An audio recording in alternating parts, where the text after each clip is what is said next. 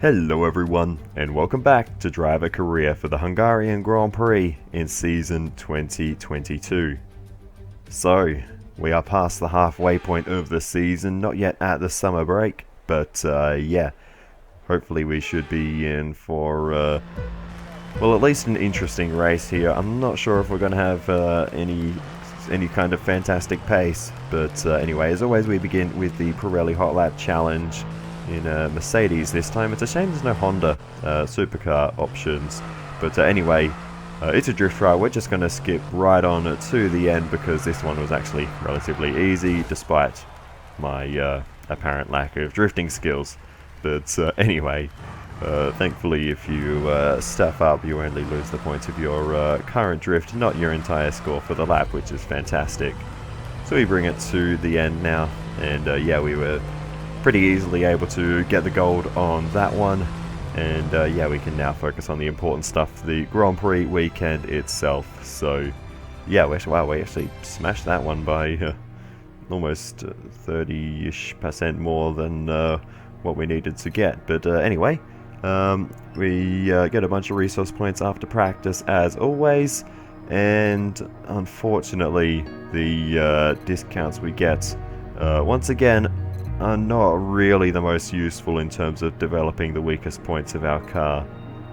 So yeah, that's a bit of a frustrating one. Again, we do get a fuel tank positioning one, which is weight redistribution, so that could be helpful. But yeah, as for the rest of the discounts, they're not really things we need to work on immediately. But anyway, here's what it is, and potentially I might think about doing the control electronics durability upgrade, seeing as we did have that fail previously. But anyway, those be the championship standings at the moment. 2 fastest laps in a row now for Carlos Sainz. That stands out. Sainz third in the championship, so he's having a great season behind the 2 Red Bulls who lead the way. But yeah, we're back ahead of George Russell at this current point. After our race victory back at the Red Bull Ring. So yeah, we'll see what happens next. Hopefully Yuki Tsunoda can get a few more points on the board this time as our car continues to improve. Another upgrade this time, albeit it's a drag reduction upgrade and only a minor one at that. So that's not going to be the most helpful for us here at the Hungaroring, but then again, you need all the straight line speed you can get if you want to have any chance of making an overtake into turn 1, so maybe that could be useful for us. A little bit of rain forecast to qualifying. We are smoking George Russell in the rivalry now after what happened back in Austria, and he wasn't able to capitalise on our DNF at Paul Ricard. There is the R&D chart. Williams making a little step up. Mercedes probably the most noticeable though. Right in behind Ferrari now is the 3rd best team. Very close though in that fight for the 2nd fastest car. But we'll see how that translates out on track. Sauber noticeably flattening off after their massive improvement before the previous race. We've got more upgrades coming though, of course, so hopefully we can continue to improve the package. We're going to go for a tyre wear upgrade, a major tyre wear upgrade to the roll dampers, so hopefully this will be successful and we can yeah, get some improvement going in that area of the car. We're going to also get the control electronics upgrade to the durability there. We don't need to, technically speaking, in terms of how fast the component's wearing out, but given our first one, or our second component failed at the first time of asking, we are going to upgrade the durability there just to make sure. And yeah, that upgrade will be on the car in time for Zandvoort. The tyre upgrade should be on the car in time for Monza, so perhaps not the most practical races for those upgrades to come on, but anyway, is what it is. So, let's see. We're heading into qualifying then here at the Hungaroring. This theoretically is probably going to be one of the toughest races in the near future. We go P9 in Q1, which is not a bad start to the weekend, but yeah, our strength at the moment is probably in a straight line, so yeah, especially given that drag reduction upgrade we just did, our engine power is pretty good, so yeah, this might not be the strongest circuit for us, but we'll see. We might be able to, you know, to make it work. But knocked out in Q1, we've got Nicholas Latifi at the back of the field alongside Lance Stroll. Zhou Guanyu knocked out, as well as Sebastian Vettel, and Esteban Ocon knocked out in the Alpine. So after a decent run last time out, no good for Esteban Ocon here. And yeah, the Frenchman is knocked out in Q1 with Alex Albon getting through in the Williams. Great stuff from Alex Albon there. We move on into Q2, and a little bit cloudier in this session as we're getting closer to that rain that is expected to fall later in qualifying. And we set a very nice lap to kick this one off. We'll go fastest so far. Not sure if that'll stand, but a little happy weave at the end of that one, because that is a great way to kick off qualifying. And we do a little celebratory spin there. I think we actually damaged the floor in the process. Car repairs have set us back a little. But anyway, Lando Norris moves up the order into P4, so Norris probably through into Q2 at this point, or into Q3 at this point, but Max Verstappen's down in P9 because of that, slower than Yuki Tsunoda. Lewis Hamilton's down the order as well. Sergio Perez improves and jumps into the top 10. Mick Schumacher now comes around the final corner, currently down in P15. Let's see what the German can do. And it's only going to be P14 for Mick Schumacher. Kevin Magnussen 15th. Alex Albon P13. And yeah, both Verstappen and Hamilton out of the top 10. So they both need to do something special. But as we take a look at the circuit map and watch everyone going around, they're all going to peel off into pit lane at the end of this lap, and with rain potentially falling very soon, that could be the end of the session essentially. And in fact, not a single car left pit lane for the rest of the session, and that was it for Q2. Max Verstappen and Lewis Hamilton will not progress into Q3. And at a circuit where overtaking is very difficult, that could be bad news for the pair of them, starting out of the top 10.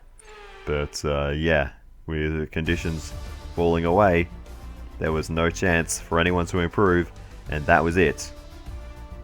Both AlphaTauris into Q3, along with one Mercedes car, one Red Bull car, one Alfa Romeo car in the form of Valtteri Bottas, one Alpine in the form of Fernando Alonso. So that just shows how Esteban Ocon's Q1 did not go to plan. Both Ferraris are through, as well as both McLarens knocked out. As mentioned, we have Max Verstappen, Lewis Hamilton, Alex Albon, Mick Schumacher and Kevin Magnussen, who will not progress into Q3. So this is going to be a pretty interesting session then.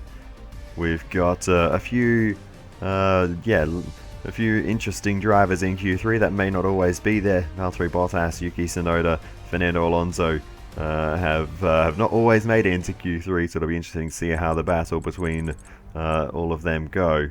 But yeah, the big news: Verstappen, championship leader, knocked out in Q2. I keep doing that. But yeah, let's move on then to Q3, and now we have full wet conditions. Or not full wet, intermediate conditions, but you know, wet enough to have to use these tires. And yeah, it's absolutely treacherous out here. This circuit is very difficult in these wet conditions, so we're just trying to survive our lap, but I don't think it's going to be anything special. So yeah, we might have to hope it dries up at the end of the session, but yeah, I'm not sure.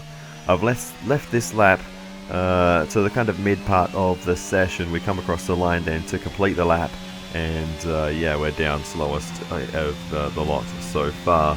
But we have time to go back to the garage and do another lap, but that wasn't right at the start of the session, because I do think the weather will improve throughout this session, and it might actually be to the point where the slick tires are usable again. I'm watching the delta carefully, and I'm trying to do the maths on how much time is left and how quickly the delta between softs and intermediates are coming down. And I think it might just be worthwhile going out on softs. We'll need to leave the lap as late as humanly possible to make this strategy work, so that the track is in the absolute best condition it can be. But I think we might be able to pull a rabbit out of the hat here and do something pretty special if this strategy works. But it's a big risk. But at the end of the day, I don't think we have much to lose. I don't have the pace in the wet conditions to set a competitive lap time, so we might as well go for it and see what we can do. We're being told by the engineer that these are the wrong tyres to be going out on, but Everyone ready? Okay, let's go. ultimately, it's really the only choice we have. So, yeah, let's do this. Let's hope that we haven't made a terrible mistake here. It'll be a very, very difficult outlap because the absolute the crossover points, I should say, won't occur until we're probably partway around our flying lap or around about where we started, ideally. But we'll see. We'll see what we can do. But as we roll out of pit lane a little bit deep straight away into turn 1. But yeah, the grip, honestly, it's not too bad. We'd definitely still be better off on intermediates, but we're not that far away, so this might work. The concern is that I'm not going to be able to keep these tyres warm on the outlap, but hopefully the extra grip these will give on our flying lap will make up for that. Into turn 1 we go then. We're flickering between red and green, so we're right hovering around that same kind of mark we were on the intermediates at this stage of the lap. Currently red though through turn 2, so the track just isn't quite there, unfortunately, although as we continue to move on through the lap, through the chicane, we do go green again, and we have a nice run through there. As we continue to work our way through the rest of the lap, we are starting to hoover up the lap time and starting to really put in some good corners, and this middle sector should be very competitive. So as we come around now to the final corner, we're going to improve by a factor of about 2.5 seconds here, and as we come to the line, that is going to put us right towards the front of the field. Fantastic, you've got pole position. On pole position, no less. That is an awesome lap. And with qualifying complete, let's review our top 3 today. The Scientist, Norris and George Russell. Well, that wraps up qualifying, but don't worry, we'll be back tomorrow as we head into the Grand Prix. Pole by more than half a second, and yeah, wow, that was exactly what we needed to do in the end. We were struggling in the wet, so yeah, we took a risk and it absolutely paid off. The first sector was slower, but the other 2 sectors much better, so that crossover could not have come at a better time. We absolutely nailed the strategy in that qualifying session, and that's put us in the prime position for the race. Let's do this. It's race day in Budapest as we get ready for another round of Formula One action. We're not expecting too many retirements at this circuit. There are plenty of current and former drivers with flawless finish rates here. In particular, Ralf Schumacher, who made it across the line in all 10 of his Hungarian Grand Prix starts. Located 12 miles northeast of the Hungarian capital Budapest, the 14 corners of the Hungaroring are steeped in history and prestige. Overtaking's always been difficult on this technical 2.7-mile track, but the last few years in particular have turned up some exceptional races. So let's hope we're in for another one here today. Off the back of a fantastic qualifying session, it's time to see how our starting grid looks like for today's race. The Scientist lines up on pole position, and Lando Norris lines up alongside. As we continue through the rest of the grid today, we have Russell, Perez, Charles Leclerc and Ricciardo, Fernando Alonso, Bottas, Verstappen and Alex Albon, Mick Schumacher, Magnussen, Esteban Ocon and Sainz, Vettel, Joe, Lance Stroll and Yuki Tsunoda. They'll be starting further back after an earlier grid penalty. Hamilton and Nicholas Latifi. And with lights out just moments away, it's time to go down to the track. And joining me again for the race today, Natalie Pinkham. Let's have a chat. about Williams. What do you make of their performance so far this season? Well, the atmosphere within the team seems very positive at the moment. Everyone seems like they're in great spirits and having a lot of fun doing what they do. And that has definitely contributed to the performances we've seen.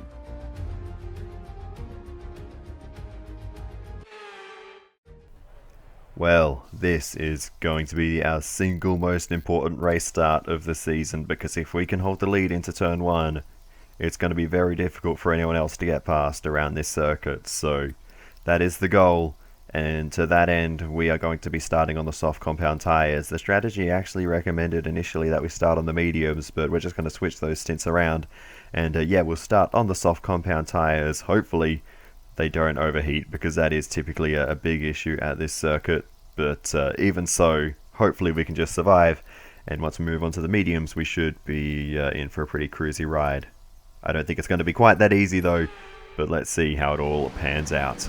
Here we go then for the formation lap, and this will be absolutely critical to get our tyres. Okay, how was that pull away?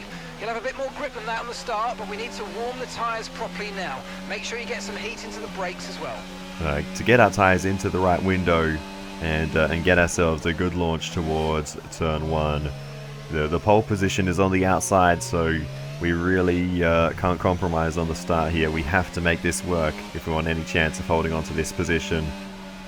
My end goal in this race, I'm not sure if the win is truly on the cards, but a podium I think is something we can definitely achieve. If we don't come away with a top 5, I think we failed. Okay, incredible parking there, nice one. That's going to give you the edge if you can get a good launch as the race starts. So the target is set. Keep an eye on the lights, the start sequence will begin as soon as the grid is formed. Be ready with the clutch. We've got Lando Norris alongside, George Russell behind, and a whole pack of angry cars starting further down the order. Lewis Hamilton, Carlos Sainz, Yuki Tsunoda and Nicholas Latifi all taking grid penalties as we go to the 5 red lights. It's lights out and away we go for the Hungarian Grand Prix, and towards turn 1 I think we've gotten away well enough. Lando Norris is sticking the nose in down the inside as we head towards turn 1. We'll leave the door open and carry the speed through, and we should be able to maintain this one. And yeah, we've actually managed to get a nice exit there, so we've made a nice start to this race, and we're going to lead the way through the first sector. So that has absolutely gone to plan, and now we just need to keep this momentum going and just more than anything make sure we just hold our line. So long as we can maintain the racing line, it's going to be very difficult for anyone to get past. So the main focus is no mistakes. We don't need to push, we don't need to try and pull away, because ultimately we are being chased by faster cars. So that trying to take off down the road, I think it was going to be relatively fruitless. We just need to make sure we don't make any mistakes. So as we continue on a little bit wayward through that section, and Lando Norris straight away trying to make the move down the inside, we give him the space to do so. And now we're going to run side by side towards the penultimate corner, this long left-hander. Lando Norris charges around the outside as we go wheel to wheel, trying to squeeze him out of road there a little bit, but he keeps the fight going down the inside into the final corner. We still run side by side. This is a great battle with Lando Norris. He gets through, but he doesn't get a great exit. We are right on the back of the McLaren, pushing him along the main straight. Now down the outside we go into turn 1, using all the millimeters on the outside to squeeze around there, and we'll get the move done on Lando Norris, cover off the inside line on the exit, and we get that done. Lando Norris later in the lap tries to get down the inside into the chicane, and oh, he's late on the brakes there. A lock up from Lando Norris, and he's going to drop a spot there. And yeah, Lando Norris, just an awkward mistake there. He did a great job to pick the gap between myself and George Russell, and yeah, Lando Norris drops into ultimately 4th position. So Norris losing out to Russell and Leclerc, and Leclerc is actually up into 2nd position now. So they've been chopping and changing behind. Unfortunately, once again, I don't have replays for this race, but as we come towards turn 1 once more, Charles Leclerc down the inside this time as we charge our way down the outside, and we get a nice run on the exit as we go on board with Charles Leclerc still running side by side, and we get a little bit forceful, get the elbows out. Russell tries to take advantage, but he only gets one. We manage to hold off George Russell by the fraction of millimeters there. But yeah, we're fighting very hard for this one. You can see how much more pace the cars behind have, but we're ticking off the laps and we're doing okay at the moment. Keep on him, he might make a mistake. And yeah, side by side with Russell towards turn 1. Now Russell tries to get late on the brakes, but we can just brake that a little bit later, carry the speed around the outside, and then Russell's pinched in, and that gives us the opportunity to try and maintain the position. So yeah, we're holding on to this position through some good car placement and just making life difficult for Russell and Leclerc behind. And I'm sure they're getting very frustrated at this point. You can see as well the massive queue of cars we're holding up, as now it's almost going to be 3 wide towards turn 1. And we threw the big block there. Russell having a bit of a moment on the inside. Leclerc is going to keep this fight going around the outside of George Russell, but Russell will eventually hold on to that position. But yeah, we threw a big block towards the inside, and then Russell was yeah, just on a bit of an awkward line there for a moment, almost on a trajectory to come together with Charles Leclerc, but in the end he managed to slot in to the gap.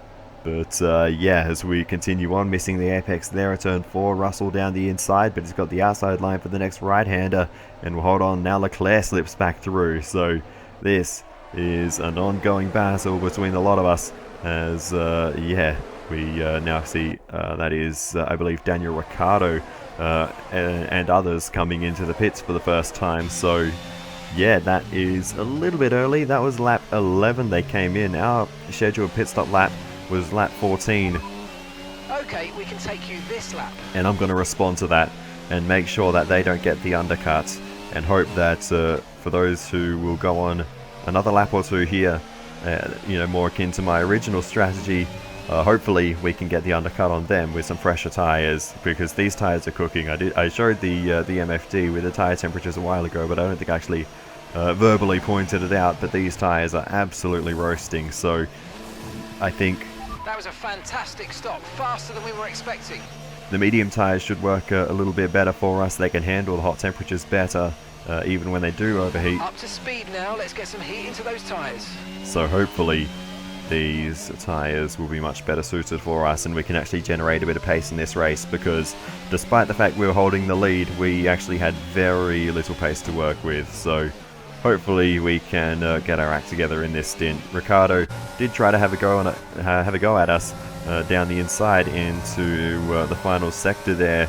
Got a great run, just using a little bit more road on the exit of the previous corner to carry the momentum, but wasn't quite able to get down the inside, and ultimately lifted out of that one. But around the final corner we come then, and we'll see now if we've managed to maintain the race lead, or at least relatively speaking. But it looks like there's going to be a few coming out in front of us, so unfortunately we've lost that advantage as we charge down the outside. There's Max Verstappen, and we're nowhere near him. Okay, so the car ahead's come in and fitted the soft tyre. I thought there was a brief moment I thought we might be able to get a run on the exit, but ultimately that was not going to happen. Good run through turn 2, but Verstappen's on the soft tyres, so once he gets into a rhythm again, he'll be chasing those further up the road. But as we carry on, we go for the move around the outside of turn 1, and we get clear of Sergio Perez as he exits pit lane, and that moves us up into a top 5 position. Yuki Tsunoda is leading the race at the moment. He started on the medium compound tyres, so that's how that happened. But yeah, through the next phase of the car behind's just come in. They're now on the soft tyre. Soft tyres on the car behind. As we set the fastest lap of the race there. Through this next phase of the race, hopefully we can stabilise our pace and maybe keep up with those in front. But anyway, as we continue on, it seems like that's working okay so far. Russell has just put up the fastest lap of the race so far.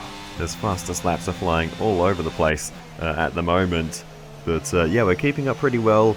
Verstappen's putting the pressure on Russell, so that is helping us a little bit. But anyway, as we bring it around the... Yuki is in the pits. Yuki in the pit lane now. Bring it around the final corner once more. Yuki Tsunoda into the pits. And Tsunoda, I think, is on the strategy that was originally recommended to us by the engineer, the medium, soft medium strategy. Sebastian Vettel retired from the race on the first lap, by the way. I don't actually ever find out how that happened, unfortunately, but I think he may have had a collision with Esteban Ocon and Carlos Sainz, and potentially Lance Stroll, just given what was up on the race director.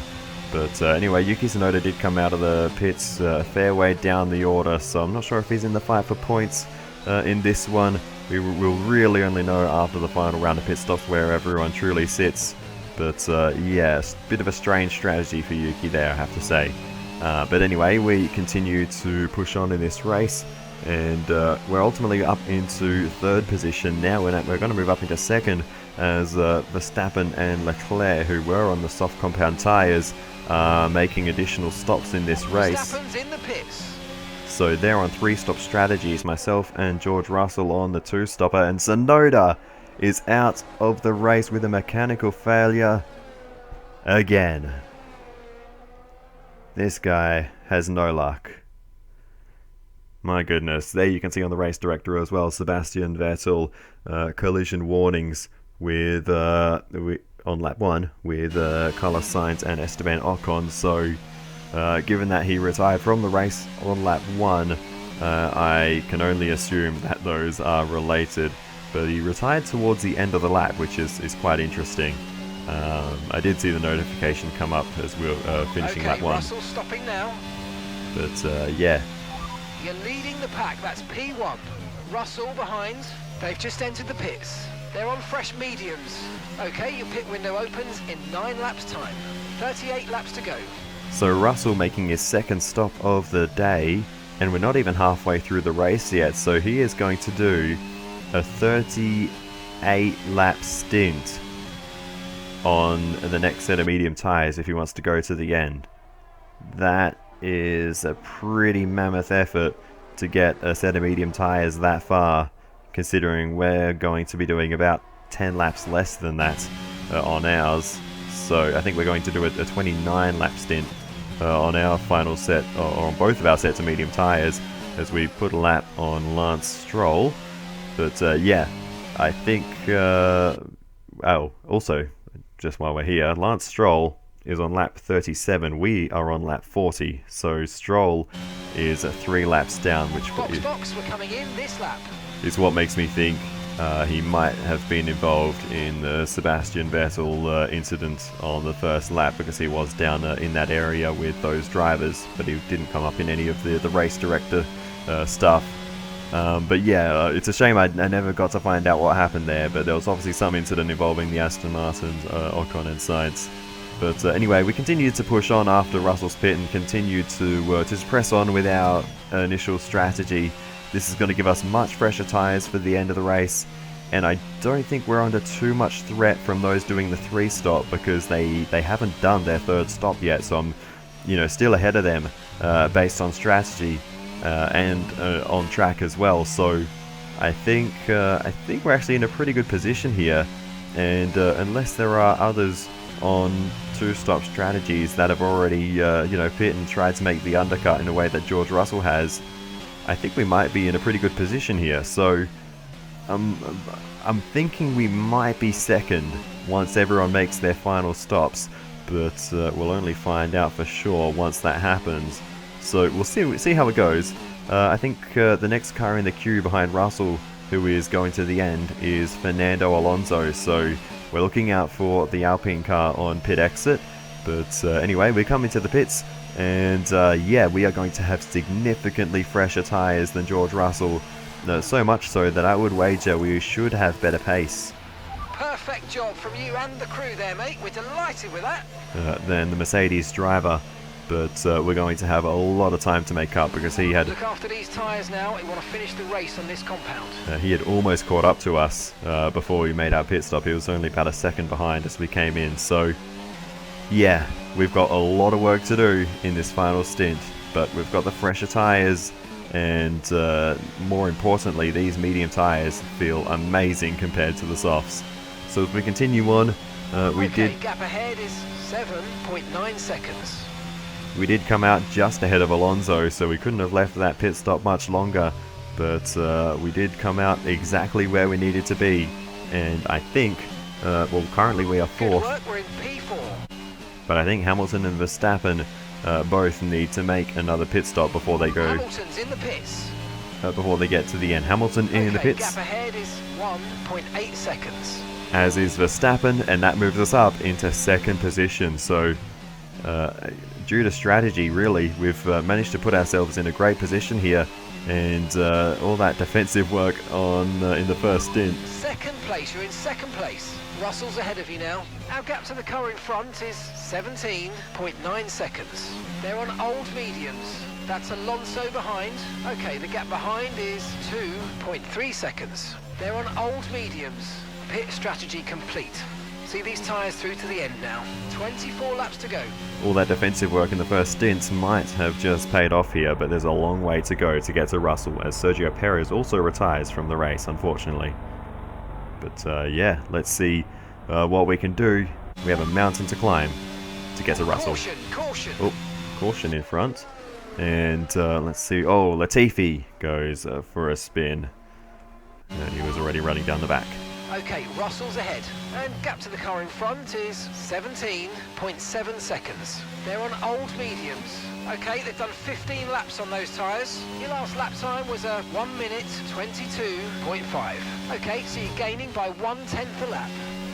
Interesting. So we do have slightly better pace than Russell. It's not by much, but if I can really focus in, I know I can definitely drive a bit faster. So there might be a chance.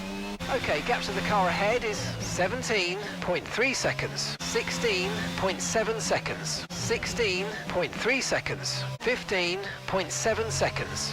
There's a gap of about 15 seconds until the next car.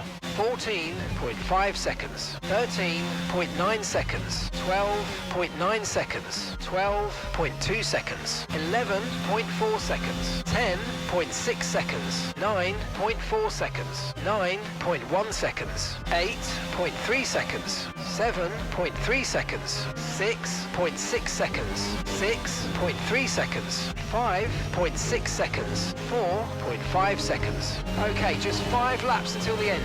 Okay, gap ahead is 3.1 seconds.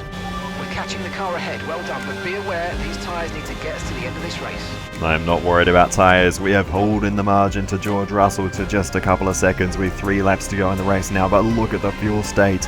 We are in big trouble here unless we can start saving fuel, but the race lead is right there in front of us. I am not going to let this opportunity slide. We've got the pace to make an overtake on George Russell. Whether we can hold it on the final lap or not is another matter. But for now, the focus is to get this move done.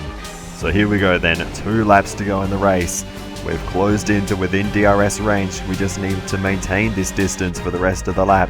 And as we continue on to the final couple of corners of the penultimate lap of the race, we've closed in further to George Russell. We need to make this overtake work here and now.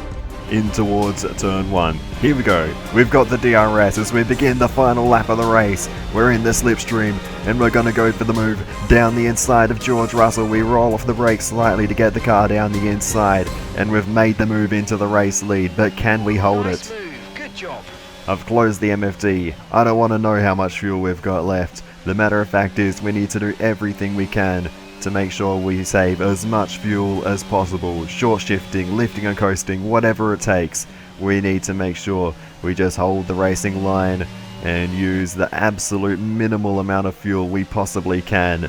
But we are possibly in trouble here. I'm almost expecting the car to come to a grinding halt in the final sector. I'm willing the car on. Just one more corner. Just one more corner. And each time it brings us slightly closer to the finish. We are barely breathing on the throttle. Less than 1 lap of fuel left now, the tank's pretty much empty. As we are getting the final warning from the engineer, we are running on the smell of an oily rag as we just coasted into the final sector. We've got a couple of acceleration zones left. The car still feels okay. We've still got power. Through the penultimate corner, Russell is right on the back of us. We have no margin for error as we bring it to the final corner. I think we're losing power though. Is this going to slip away from us in the final 100 meters? We coast to the line, trying to put the power down, but the engine is not responding. George Russell coming at us, but we'll hold on. to the race win. I think Oh, you worked hard for that one. Congratulations, well done. Russell had an issue of his own through the final corner because he was nowhere near us on the exit, and that was enough to save us. We had nothing left to fight with at the end there. There'll be smiles at the factory after that one. A great race and a real team performance to take victory here in Hungary.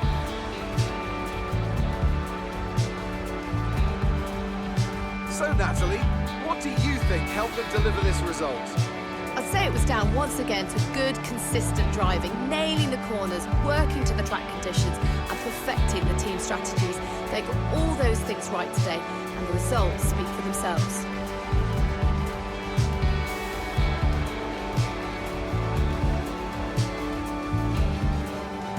As we await the winners to take their positions on the podium, one thing is clear. Alpha Tauri have really shown their prowess on the track. This is a team that isn't afraid to take risks, whether that's on the circuit or in the new talent they hire. Well, today those risks certainly paid off.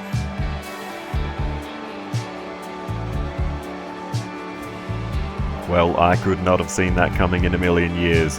That is 2 wins from 3 races. My goodness.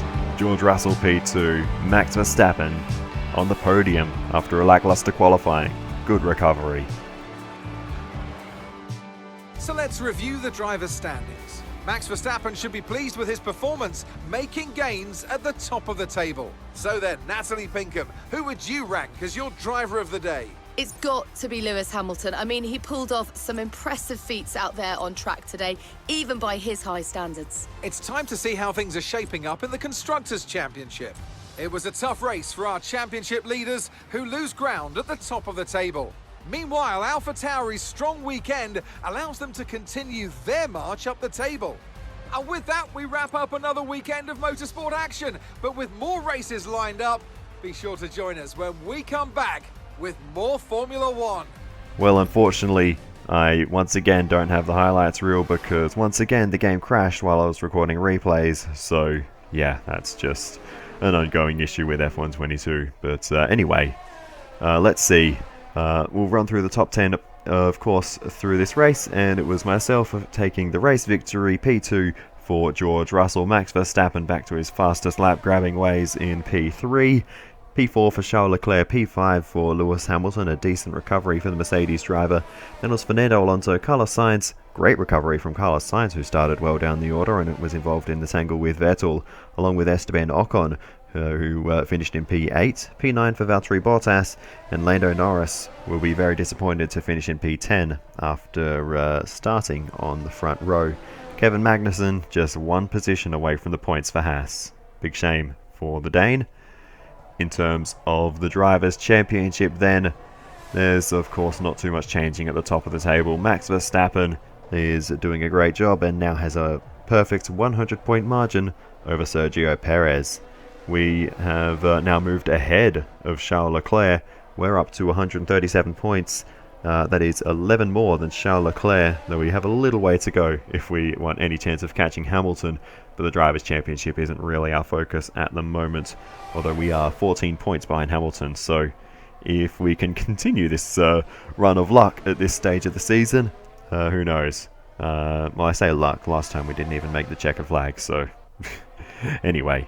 In terms of the Team's Championship, though, that result will do us a world of good in that regard. I don't think we'd have any chance of catching Mercedes and Ferrari. They're well in front of us, but we are locking in this position ahead of McLaren, 20 points over McLaren now. So that's a really nice haul of points that we definitely needed in that fight. But we are 121 points behind Mercedes, so no fight at all there. Ferrari, what is that? 17 points ahead of Mercedes at this stage.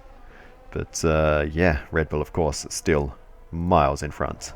But anyway, focusing on what's actually going on screen now, because we're coming up to the final sequence of corners, and I'm curious to see what happened to George Russell and why he wasn't able to get the run on the exit of the final corner, because we were so slow there. He should have easily been able to get past us for the win, and he's right behind us there as we head into the final corner, almost nose-to-tail contact on the way in as we covered that inside line. And on the exit, George Russell, a little bit of a slide on the exit. And that's all it took. He was out a little bit wide, couldn't get the power down, and that is the only difference between winning and losing this race for us. My goodness. If he didn't have that little slide, if he didn't run wide, if he just tucked in on the inside line, he would have easily been able to get past, but he tried the outside, and it didn't quite work, and he found himself out of space. Here's the onboard with Russell. And you can see he wanted to get to the inside there, but he soon realized if he tried that, he'd end up in the pit lane. And then he looked to the inside, realized that was blocked, and then by the time he got to the outside, there was no room there either. And yeah, he very swiftly got past after the line, but it was too late at that point. And that's what cost George Russell the win here. We were just holding the racing line, and yeah, wow. Russell with a slight mistake, and that cost him. So, we get one up in the rivalry once more. We were so close to actually sealing off the rivalry there in that race, but wasn't to be. 1 point short. Anyway, we head back to HQ then. And yeah, we'll finish off this video. But wow, that was a bit of a roller coaster. I don't know what to think in review of that race. That could have so easily could have gone anyway at the end there, but even just more so the way that race played out. We had no pace at the start, and I was really worried, but as soon as we put the medium tires on, I was feeling good, and then chasing down Russell at the end there. I haven't had a comeback drive like that from so far back in a long, long time.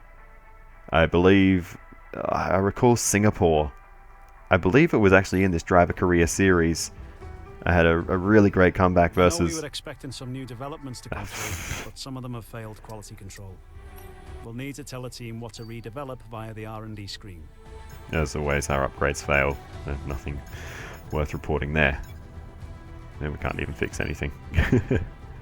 Oh, we get our engine crankshaft upgrade. That got fixed. That's nice. But, what was I saying? Yeah, I remember a race in Singapore where we were really closing into Max Verstappen, and yeah, I had a great comeback there. But anyway, we've got a department event with the marketing department, so I suppose we should see what this is about. And we would like you to do this interview. Oh, we've got an interview to do. Okay, I suppose we can do that. I believe interviews in this game literally just take the format of these sort of text prompts. We don't have Claire anymore, which is a real shame. Sort of detracts from the interview process, I suppose. But anyway, let's see what the questions are. Alright, so the first question is about the turbo hybrid engines and what we find most impressive about them. The options are efficiency, engineering, or the power. Given that we ran out of fuel in that race, we're not going to go with efficiency. And given that the engine blew up in the previous one, we're not going to go with engineering. So that only leaves power, because, you know, can't go vroom vroom. Anyway, that gives us 1,000 driver acclaim, apparently. The next question is about what we would like to be if we were not a Formula 1 driver. Unfortunately, team owner is not an option, so let's go with mechanic. That also gives us 1,000 acclaim, which makes me wonder if Thanks for stepping in and helping handle that. Makes me wonder what the other options are, and if there is actually a wrong option. But anyway, we look to R&D, and there's nothing we can do at the moment, so we head back to the timeline. We'll continue on through towards the next event. We get our weekly resources, so hopefully this will allow us to head over to the chassis department and fix the failed upgrade there to the front nose cone structure, and that'll be on the car in time for the Italian Grand Prix. A couple of low speed corners there, so that could be beneficial to us. Not enough R&D points to do anything else, so we head back to the timeline then and head towards the next event. So yeah, next up, we've got the Belgian Grand Prix. We've had the summer break. I kind of glossed over that. But yeah, this is, I guess officially the beginning of part 2 of the season. But yeah, that is going to bring this episode to an end. What a crazy one. I think that might be the best comeback I've ever made at the end of a Grand Prix. That was awesome fun. But anyway, thank you so much for watching all the way to the end. I really do appreciate it. Please feel free to give me some feedback in the comments. It is always very helpful. Other than that, I'll see you in the next one, and goodbye.